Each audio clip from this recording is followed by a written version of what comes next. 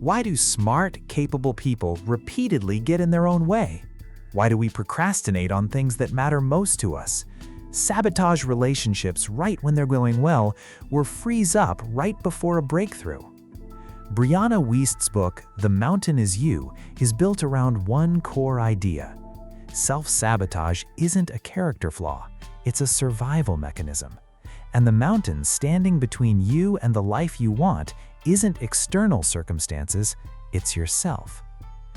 Wiest argues that most personal growth advice focuses on tactics, better habits, better time management, without addressing the deeper emotional patterns underneath. This book goes after those root patterns directly. Let's walk through the key ideas. Idea 1. Self-sabotage is a survival mechanism. Wiest reframes self-sabotage as something your mind does on purpose, not by accident. Somewhere in your past, a behavior like procrastination, people-pleasing, or emotional shutdown actually protected you from something painful: rejection, failure, conflict, or overwhelm. The problem is that your mind keeps using that same protective strategy long after it stopped being useful, applying it to situations where it now causes more harm than good. Wiest's point is that self-sabotage isn't proof that something is wrong with you, it's evidence of an old coping mechanism still running in the background, often completely outside your conscious awareness. Idea 2. The 4 levels of emotional awareness. Wiest outlines a framework for how self-awareness actually develops in 4 stages. At the first level, you don't know there's a problem at all. You just experience the negative outcome, like a failed relationship or a stalled career, without connecting it to your own patterns. At the second level, you know intellectually that a pattern exists, but you don't yet understand where it came from or why it keeps happening. At the third level, you understand the root cause, but still struggle to consistently apply that understanding in real moments of stress or temptation. And at the fourth level, you're able to apply what you've learned consistently, even under pressure, until eventually the healthier response becomes automatic. Wiest emphasizes that growth is rarely instant. Most people move slowly through these stages, and that's completely normal. Idea 3.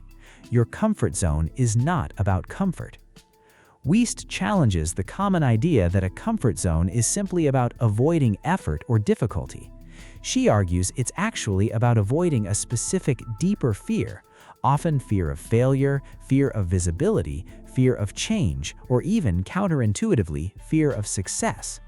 This is why people sometimes stay in situations that are objectively unpleasant, a bad job, an unfulfilling relationship, because the familiar discomfort feels safer than the unknown discomfort of change. Wiest argues that real growth requires identifying the specific fear underneath your resistance, rather than just trying to force yourself through by willpower alone. Idea 4. Pain points to your core wounds. Wiest introduces the idea that many adult struggles trace back to early emotional experiences, moments where a core need like safety, acceptance, or control wasn't fully met. She calls these unmet needs core wounds and argues that unresolved wounds quietly shape adult behavior in ways people rarely recognize. For example, someone with an early experience of feeling unseen or unheard might grow into an adult who either overachieves to gain attention or avoids visibility altogether to prevent the pain of being ignored again. Wiest's argument is that healing requires identifying these patterns at their root rather than simply managing their surface-level symptoms. Idea 5. Discomfort is a signal, not a stop sign. One of the more practical distinctions Wiest makes is between discomfort that signals genuine danger and discomfort that simply signals growth. Many people, she argues, treat all discomfort the same way, as a reason to stop, retreat, or avoid. But growth, by its nature, requires stepping into unfamiliar territory, which almost always produces some level of discomfort. Wiest encourages readers to get better at distinguishing, is this feeling protecting me from real harm, or is it simply the natural friction of doing something new and unfamiliar? Learning to sit with the second type of discomfort rather than immediately retreating from it is central to breaking self-sabotaging patterns. Idea 6. Healing versus coping. Wiest draws an important distinction between coping mechanisms and actual healing. Coping mechanisms like distraction, avoidance, overworking, or numbing out reduce the immediate discomfort of a painful feeling, but they don't resolve its underlying cause. Because of this, the same pain tends to resurface again and again, often in new forms. Healing, by contrast, means actually processing and working through the root emotional experience, rather than just managing its symptoms. Wiest argues that many people mistake years of successful coping for actual healing, only to find the same patterns reappearing during a new stressful period, because the underlying wound was never truly addressed. Idea 7. Becoming your future self. Wiest introduces a practical mental tool for behavior change. Instead of trying to force yourself into new habits through pure willpower, she suggests identifying clearly who your future self is, the version of you who has already overcome this obstacle, and then asking what that person would do in this exact moment. This shifts the internal question from "what do I feel like doing right now?" to "what would the person I'm becoming actually do here?" Over time, consistently acting from this future self perspective rather than your current emotional impulses gradually reshapes your identity and default behavior. Idea 8. The role of discipline and small actions. Wiest is careful to point out that insight alone doesn't create change, consistent action does. She argues that discipline isn't about massive, dramatic transformation, but about small, repeated choices made even when motivation is absent. She encourages breaking overwhelming goals into small, immediate next actions, since momentum, not motivation, is what actually sustains long-term change.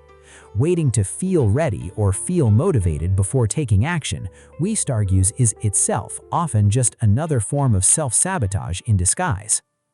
Idea 9. Post-traumatic growth.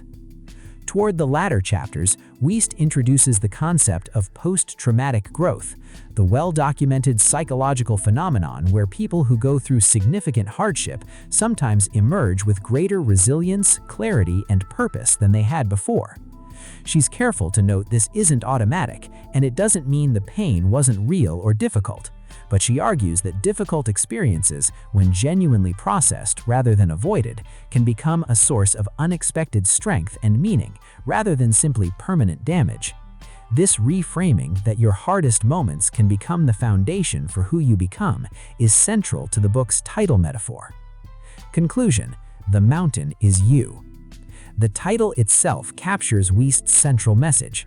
The biggest obstacle in most people's lives isn't external circumstances. It's the internal patterns, fears, and unresolved wounds that quietly steer behavior from behind the scenes. And just like climbing an actual mountain, growth isn't about eliminating difficulty. It's about developing the self-awareness and resilience to keep moving forward through it. Wiest's ultimate message is hopeful. If you are the mountain standing in your own way, you are also the one capable of climbing it. Self-sabotage isn't a life sentence, it's a pattern that can be understood, addressed, and eventually rewritten. If this summary was helpful, let me know in the comments which idea resonated with you the most.